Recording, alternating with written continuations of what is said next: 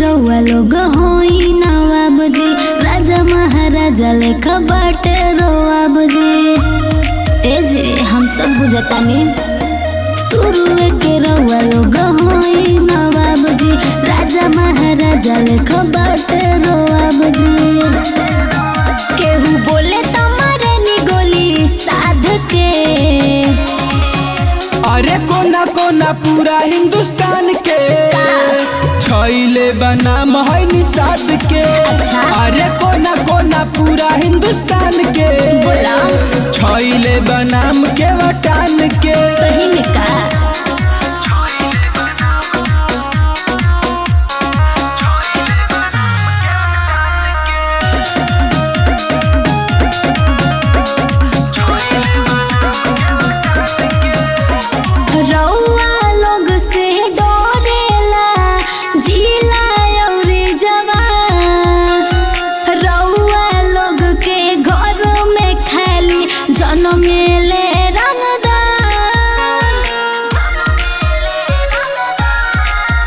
केहू ताके ना हमनी पपीर के।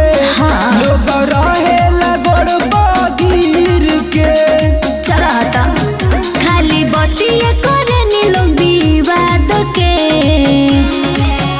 अरे कोना कोना पूरा हिंदुस्तान के छैले बनाम है निषाद के। अरे कोना कोना पूरा हिंदुस्तान के छैले बनाम के वटान के।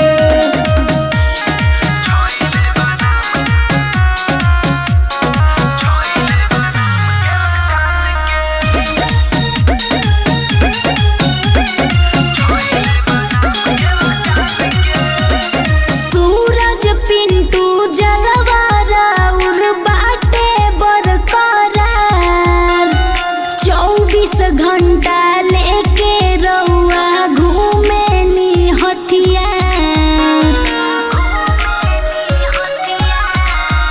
कबो रहे नी ना हमनी के झुक के, लोग करे सलामी रुक के। जाना तनी जिंदगी जिएला मनुष्य हो आजाद के। अरे कोना कोना पूरा हिंदुस्तान के छैले बनाम है निषाद के।